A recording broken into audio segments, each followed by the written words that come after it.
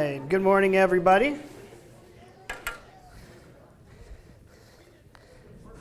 Looks like the, thank you.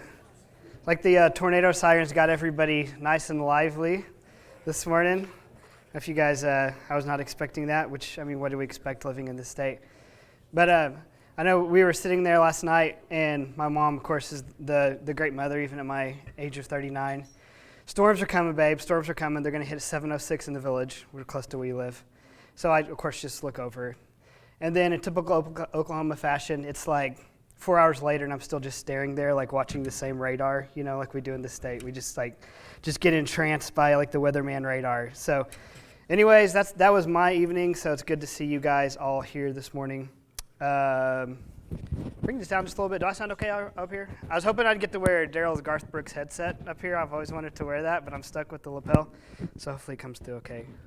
So anyways, I'm Brandon Haynie. If you don't know me, Jeff has been doing obviously the other half of this. And so this is my first class ever at Oakdale. So I'm really nervous. So thank you guys for being here. I would say, Jeff, if you were to say the thunder and the lightning, who's the thunder and the lightning of this group? I'm probably like the light rain.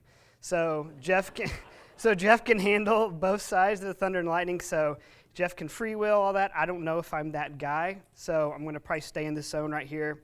But I do know as I've started to use like some more Just for Men in my beard down here. Not that wisdom comes with that necessarily, but I do know that there's a lot of really smart people in the stream, smarter than me, that have probably a lot of really good things to say. So we'll just treat this like a big E-group, if you will, okay?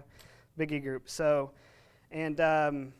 Nick, don't worry about too many camera swaps for me. You know, I'll probably just be like in this world right here.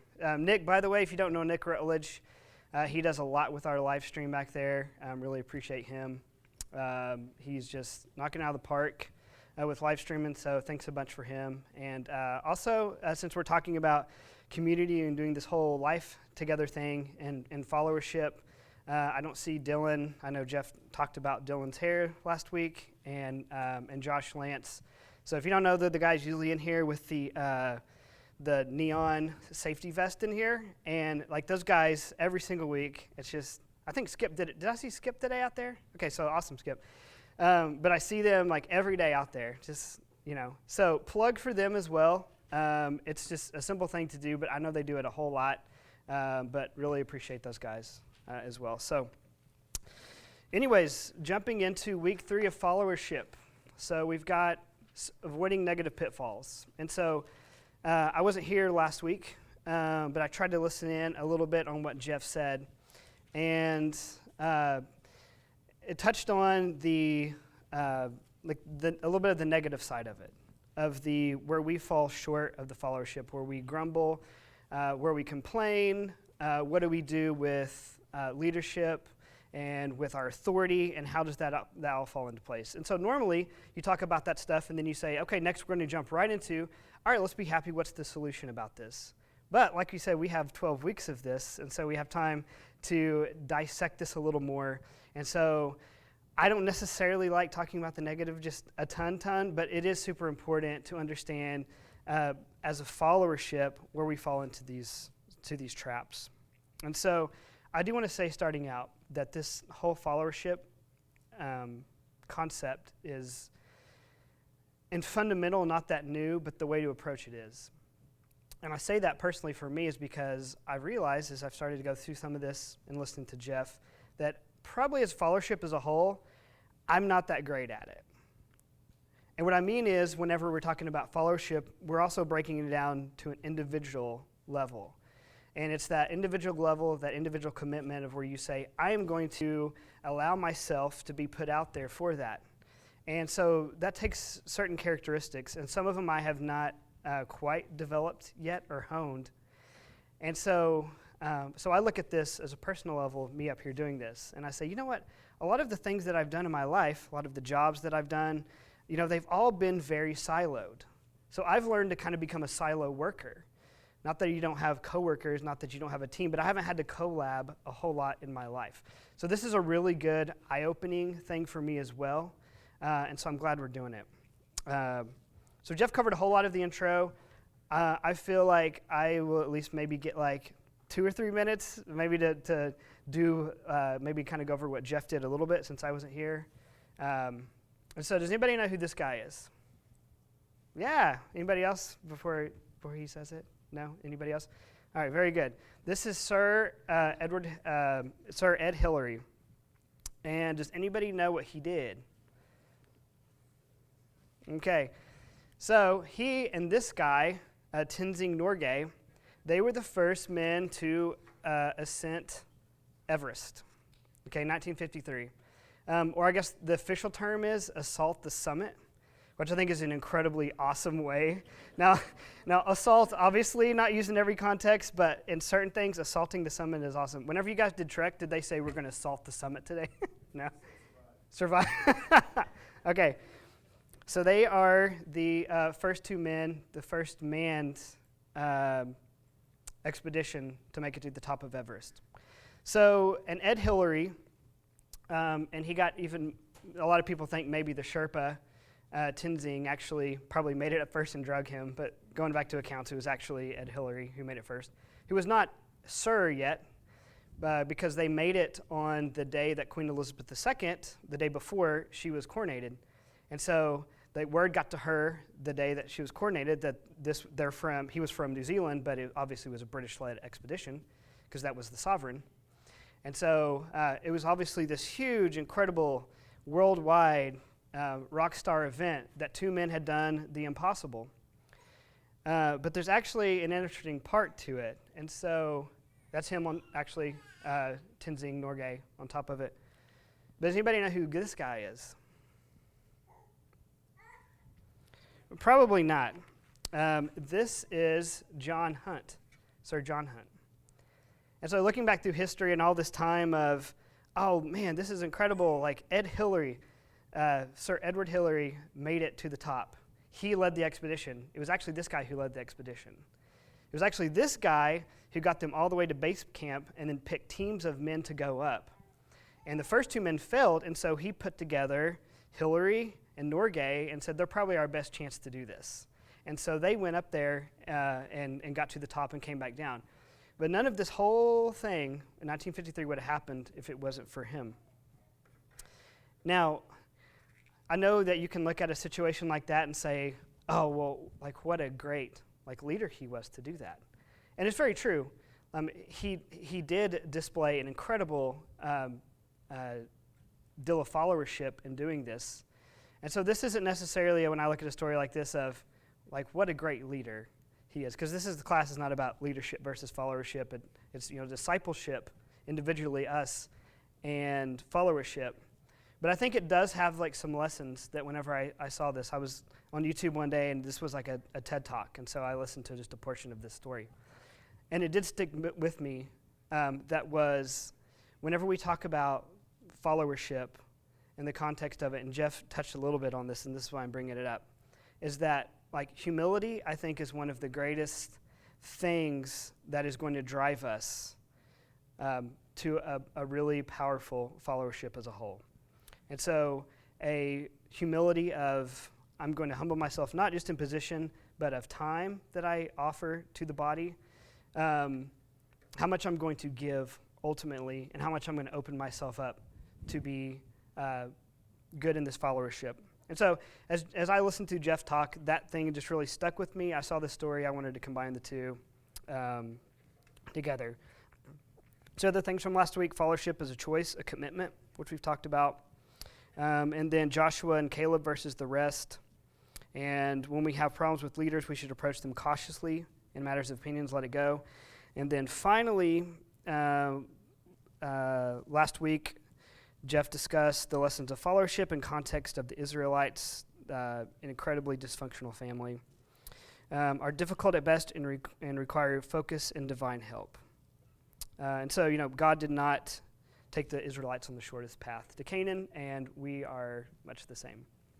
Okay, so on to the next part of it. Like I mentioned, I don't want this to be we're just going to talk about how we're bad at this stuff and how we're going to look at our own problems and how we're going to internalize them as a group and then come together.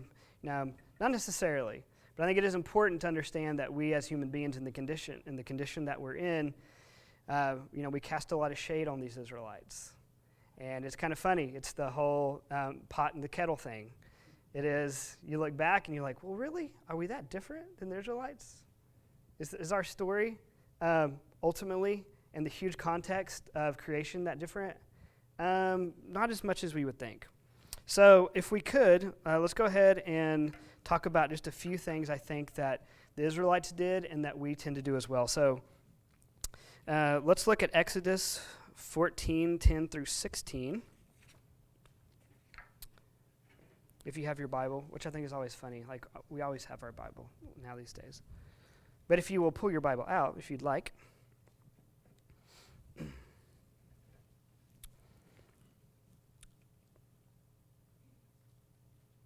I mean, I've got it here, and if somebody wants just to go for it, since I've talked for probably 15 minutes now, straight. Yeah. Exodus 14. Mm-hmm. As Pharaoh approached, the Israelites looked up, and there were the Egyptians marching after them. They were terrified and cried out to the Lord. They said to Moses, "Was it because there were no graves in Egypt that you brought us here to die in the desert? What have you done to us by bringing us out of Egypt? Didn't we say to you in Egypt, 'Leave us alone, let us serve the Egyptians'? It would have been better for us to serve the Egyptians than to die in the desert." Moses answered the people, "Don't be afraid. Stand firm, and you will see the deliverance the Lord will bring to you today. The Egyptians you see today you will never see them again. The Lord will fight for you. You only need to be still." Thank you. All right, so it's a story that we've kind of gone in and out of just a little bit, just in the first couple weeks. And so a lot of these illustration examples are naturally probably going to just keep coming up. But this is, just one of the awesome, great stories we're leading into in the Bible as far as miracles. So I think it is, in the context of the Israelites and us, like really, really, really important for what's about to happen, but where they are now at this current spot, being led out to Egypt. So just this is a simple question. When life becomes uncomfortable, what is the most natural thing that we do?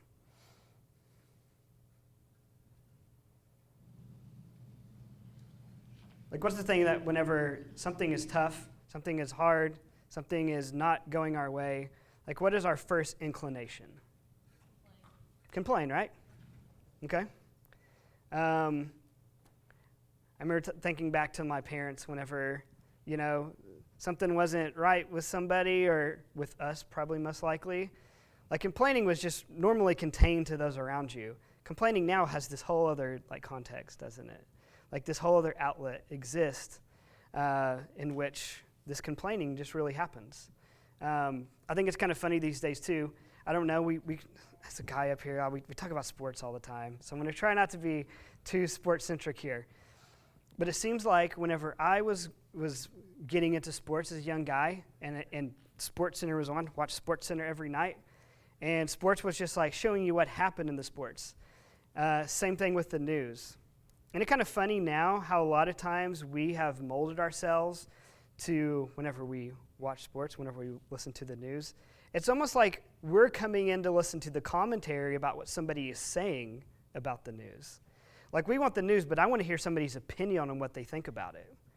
So it's like after a big game is over, I love listening to post-game shows because I want to hear about what somebody on the radio has to say about the thing that I'm listening to. And so I think we're consumed with that naturally, complaining. Like, we're kind of predisposed now in our times to kind of hear a little bit of this rub. I think we want to hear a little bit of this disagreement. Like, we want to see a little bit of the conflict. I think it's sadly naturally built into us. And this is all, I think, with the Israelites, driven by fear. Because whenever you're fearful, what does it drive you to do? Or what does it drive you to say?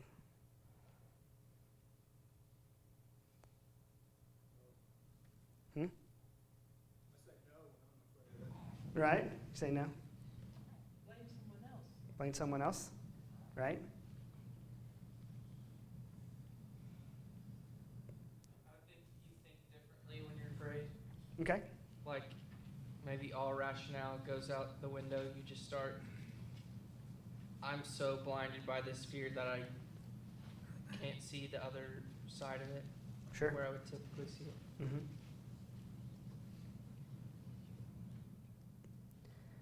I've always said it makes us irrational. Yeah.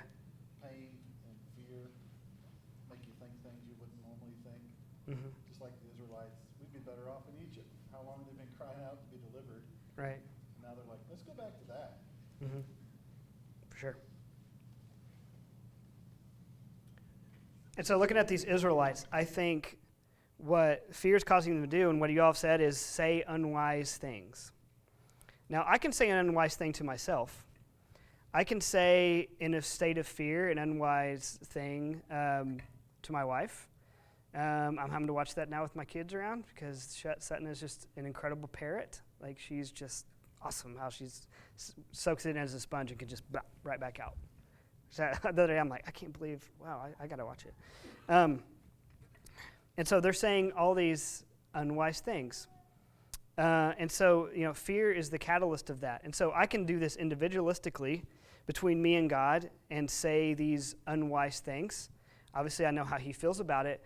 But I think when we talk about us, followership as a whole, it has a whole another built-in heavier meaning to it. So that's why I think these unwise words, these unwise things that we come out of our mouths whenever we're fearful is really important. And these Israelites here are really starting to show that, right? For what they said, from their actions since they've been delivered up until this point. So I think it's why it's important what God is getting ready to do for them. But God does something pretty interesting right there, doesn't he? So God understands their fears, but he doesn't necessarily seem just as upset as you would think he would, right? So in 14:14, what does he say? If you still have that open. He says, be still. Well, Moses says, be still. He says, I want you guys to be still, okay? As you individually, but you as a body, the whole nation that's restless, just chill out for a second, all right? And watch what your Lord is about to do. And so I think that's really important for us thinking about words that we say and our grumblings, our whinings, our complainings about how we say them to one another, in what tone, what context. How we put those out to one another is important, right? I know last week, the Danleys, I think they're probably gone, but we took over, and a lot of you guys did too. Poor Gay and her foot and tripping over the EMT bag, busted her ankle. I mean, rotten deal. And so Rebecca makes this awesome shepherd's pie. It's really, really good. And so I said, hey, babe, let's whip up that shepherd's pie for him. Like, I bet Terry will just love it. He seems like the guy that would just love shepherd's pie. So she whipped up the shepherd's pie, and whenever she was making it, she's like, I just bought a bunch of potatoes just a couple days ago. So we go in there, and of course, it's got just a few sprouts on them, no big deal. We'll clean off the knife, put all those babies off. Except as I got deeper into the bag, I saw that one gnarly little brown, mushy potato down at the bottom. Now, being a guy, I'm like, no big deal. And she's like, She's like, look at those other potatoes. Underneath all the other potatoes, it had all started to happen. And so my solution, of course, was, well, let's just go get some of that Bob Evans pre-made mashed potatoes down there. She's like, no, that's not how this works in this kitchen here. And thank goodness that she's in charge of that. So anyways, all that to say is she checked the whole bag, and all the potatoes were fine, except that one gnarly little potato down at the bottom. And this illustration isn't new. I mean, what does Paul say in Timothy or in Galatians? Like a bad batch of yeast, affects the whole thing. And so this isn't any type of new story, but I think in the complaining mode, I think that we just really need to be careful about how it is affecting the followership as a whole. Anytime, hop in with anything like you have to say. I'll just keep rolling through this, if not. Verse 14 says, the Lord will fight for you while you keep silent. Oh, I like that. Yeah. It says be quiet. Yeah, I don't know if you guys heard that. We often see 14:14 as be still, but he says in that, it says what version is that? Okay, be quiet.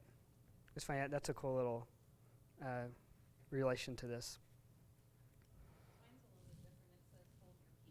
Hold your peace.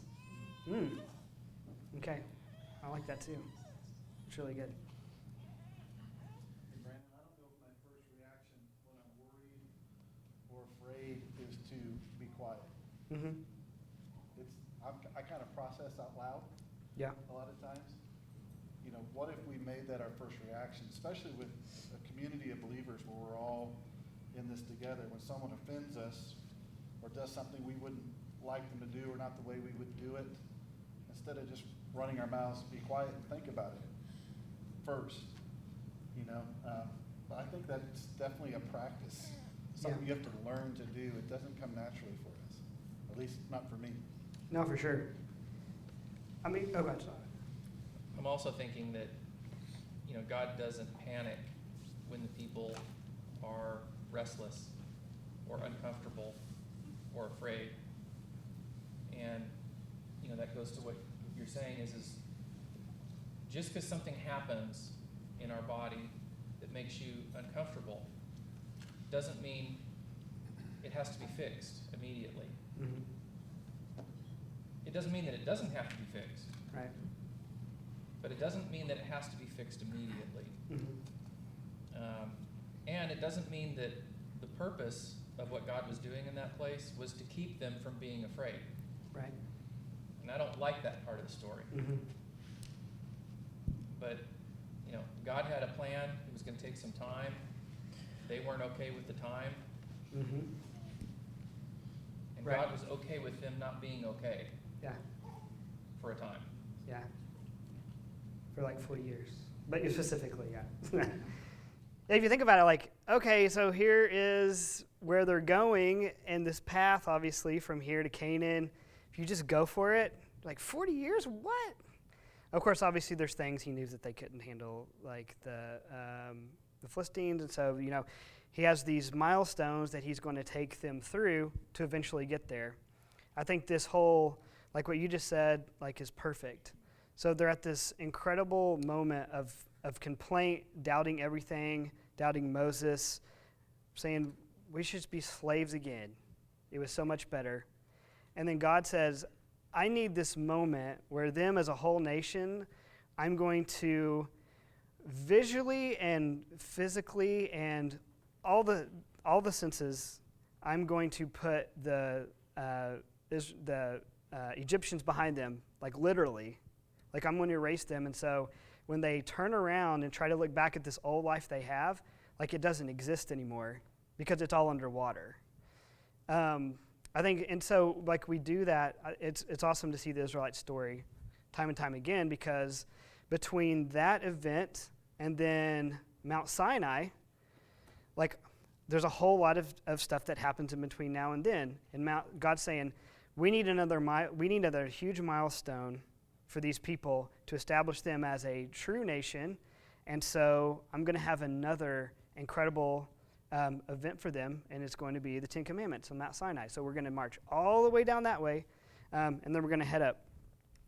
And so I think also God wanted his children to know that like there's no turning back from this.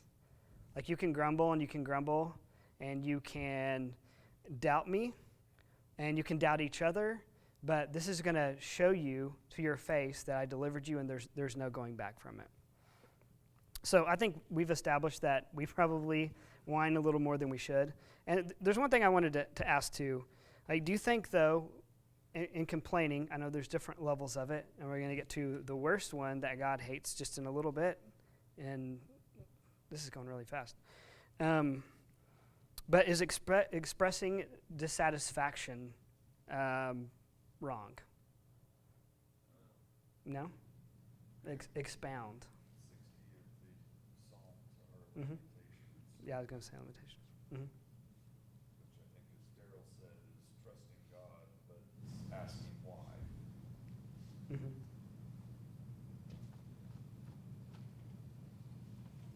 you think of anybody else as an example in Scripture where expressing dissatisfaction to God was okay? Yeah, Jesus. Mm-hmm. And I think these people in front of the Red Sea were dissatisfied, but I think it was much more than that. Yeah. They were stressed and worried, and they were assuming they were going to die. Mm-hmm. So to me, the difference, and the be still to me is not just being still, it's let your mind being still and not stressing and worrying. Yeah. You know, in Psalm 46, it says be still, and it's saying, you know, the mountains are literally falling into the sea, the nations are in uproar, there's wars and all this stuff.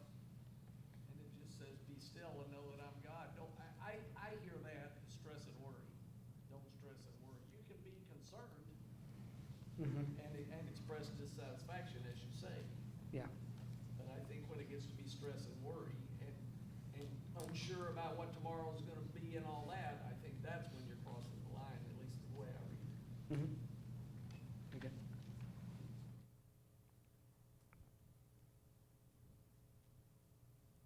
Think about Hannah in 1 Samuel. She was very dissatisfied. She's lamenting, but she's also taking it to God, saying, you can do this. Mm-hmm. And I trust, she wasn't necessarily asking why. She was saying, you're the one that can do this. Mm-hmm. She was very dissatisfied in her life, where she was at. Right. Absolutely. So in her situation, and I think in ours as well, whenever we ask is it okay to be dissatisfied, and in what way do I present that to others, or do I present that to God? Being dissatisfied with our circumstances, I think, like there's times when we question it, and I think, by looking through Scripture, that's okay, but it's whenever that becomes a complaint. And what Phil talked about, how when it goes from the point of complaint to taking it into my own hands, that's when God really, really, really, really hates this. And that's when it starts to undermine the fruit of the Spirit, right? And I think not most importantly, but a huge part of this is how it affects all of us together in a followership collectively.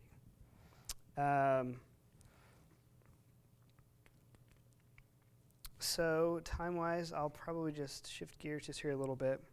But I think one thing that has really struck out to me, like with this followership, is it's just a big word. It was a huge new word to me. But the overreaching goal is manifesting our followership, that we are good followers together, but that we become multipliers. And so we become multipliers because of our followership. I think as we sit in pews, or as we try to get people into pews, that we are coins, and that's how we kind of look at it sometime. You've got your coin of, I am going to be a believer, or I am a new believer. I'm on this side of the coin. You become that, and then the coin flips, and now you have a new life, a new mission. And I think a lot of times, like, we are on the other side of the coin, we've flipped, but now we are in the stage of becoming a followership, and where do we go? And I think that is becoming multipliers. Okay.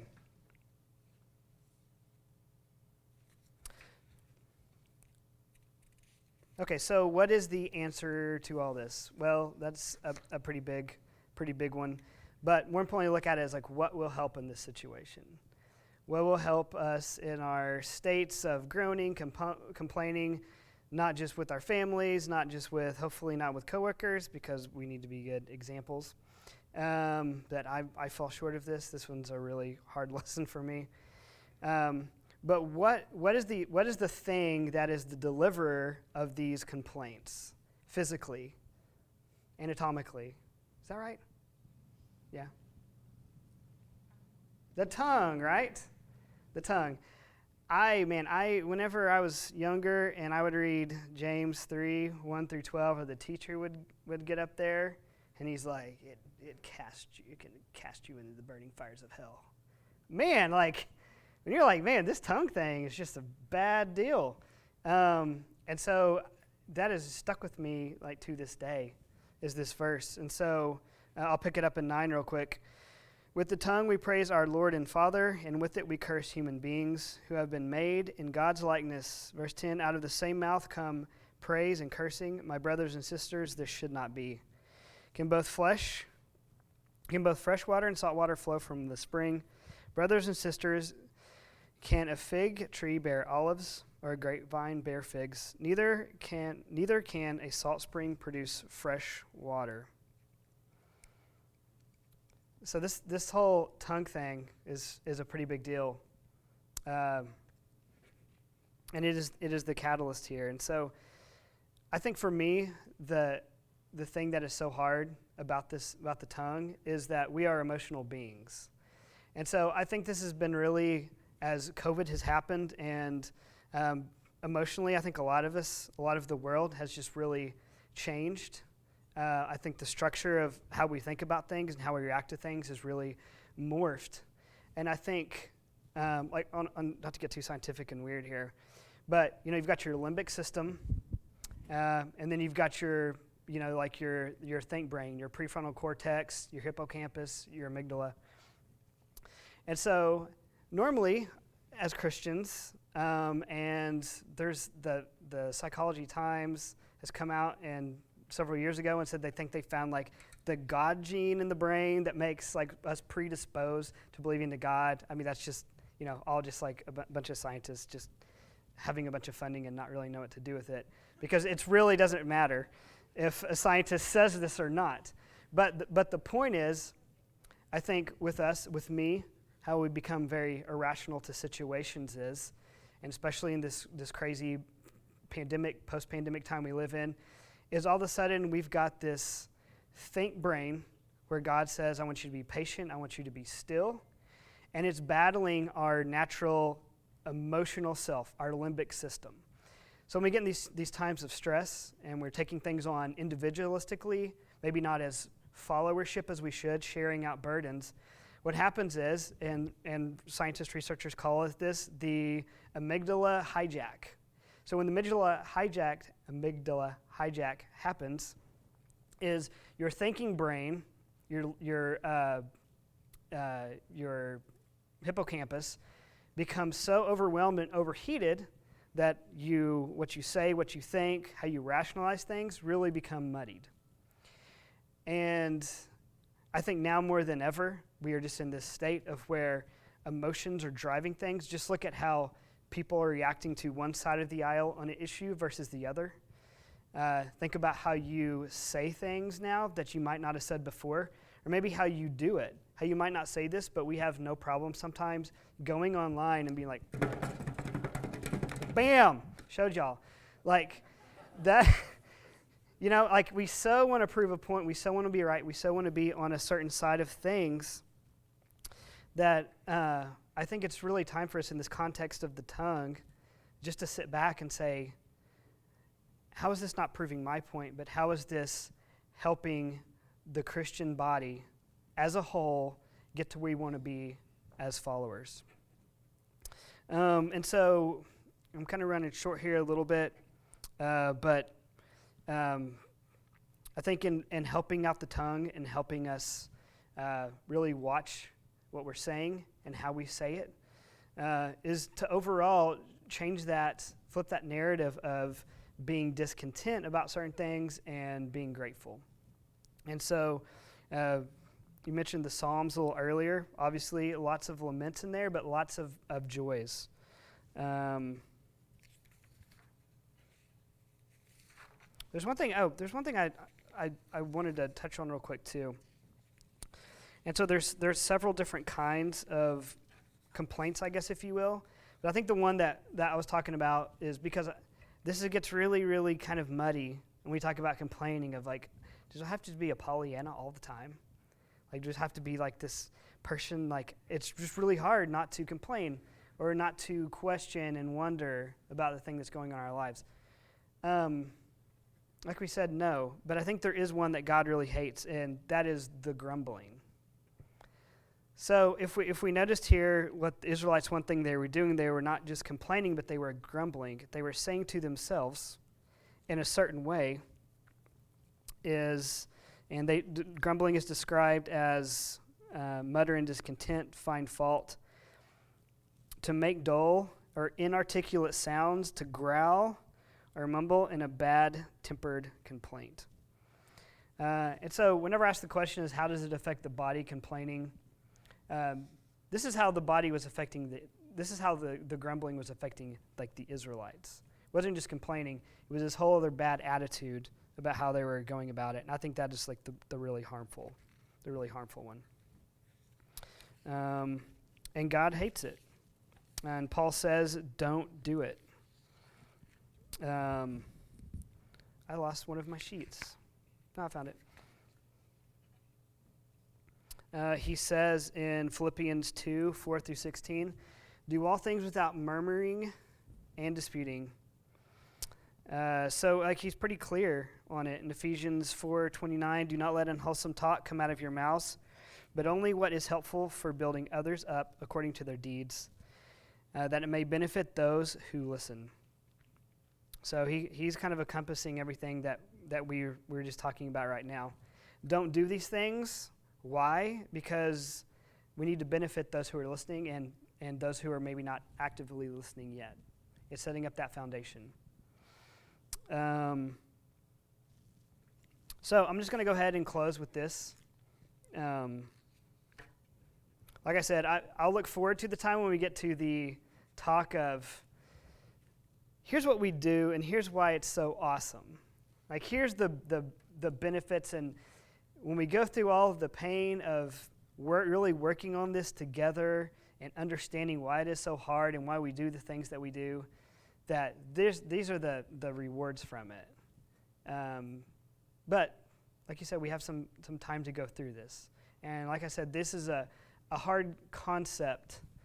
It's not hard as in how we usually think about the body, that we are all one, that we work together to accomplish goals, that we fellowship together.